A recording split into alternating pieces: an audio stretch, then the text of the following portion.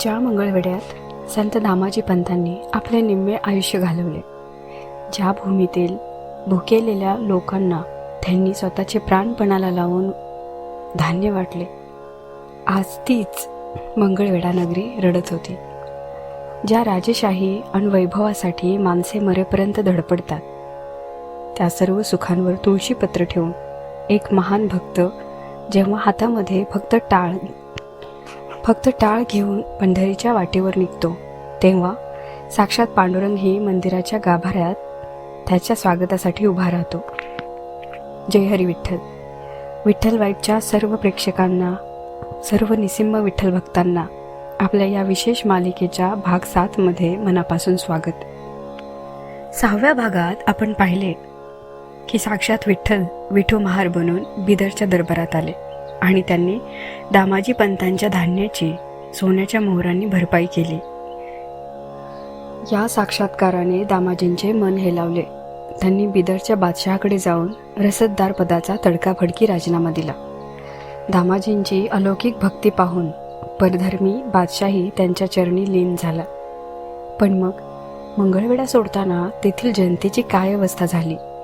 पंढरपुरात आल्यावर दामाजी पंतांनी वारकरी संप्रदायात कसे स्थान मिळवले आणि चंद्रभागेत वाळवंटात त्यांनी भक्तीचा कोणता नवीन सोहळा सुरू केला? चला ऐकूया आजचा हा अतिशय भावूक भाग.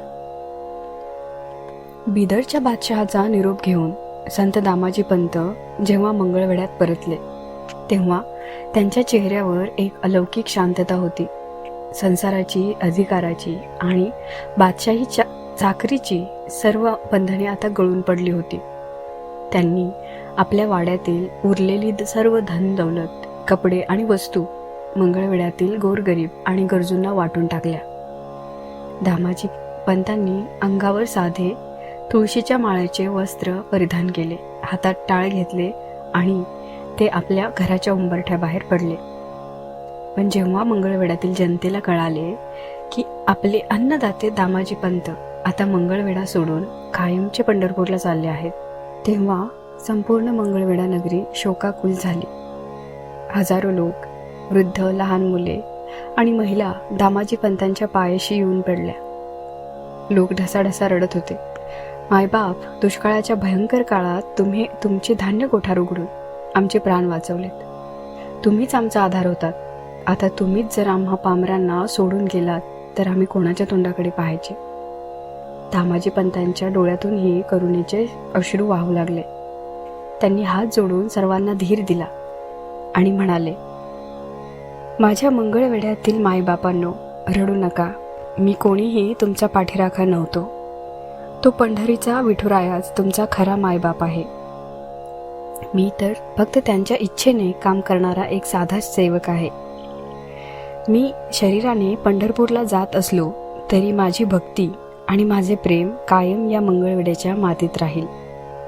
भुकेल्यांना अन्न द्या, दुःखी माणसांना मदत करा, यातच खरी विठ्ठल भक्ती आहे.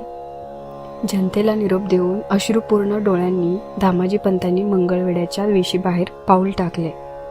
मंगळवेढा ते पंढरपूर हा प्रवास दामाजी पंतांसाठी आता केवळ रस्ता नव्हता, तर ती एक अलौकिक वारी बनली होती. पायात चपला नाहीत, डोक्यावर छत्र नाही, हातात टाळ आणि मुखात विठ्ठल विठ्ठल जय हरी विठ्ठलचा अखंड जप.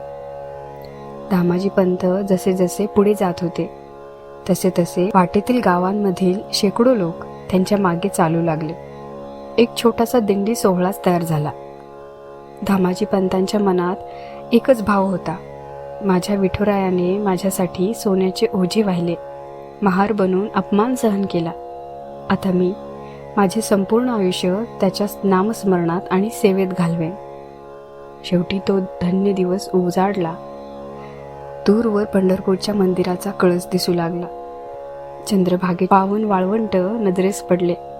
दामाजी पंतांनी पंढरपूरच्या वेशीवरच मातीत साष्टांग नमस्कार घातला. त्यांच्या डोळ्यातून आनंदाश्रू वाहू लागले. पंढरपुरात आल्यानंतर दामाजी पंतांनी चंद्रभागेत पवित्र स्नान केले आणि श्री विठ्ठलाच्या गाभाऱ्यात जाऊन पांडुरंगाच्या चरणावर मस्तक टेकवले. देवाची ही साजरी गोजरी साजरी गोजिरी मूर्ती पाहून दामाजी पंतांचे भान हरपले.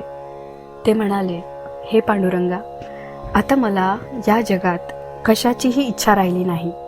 तुझ्या चरणाशी मला अखंड वास दे. त्या काळात पंढरपुरात संतांचा भव्य मेळा भरत असे.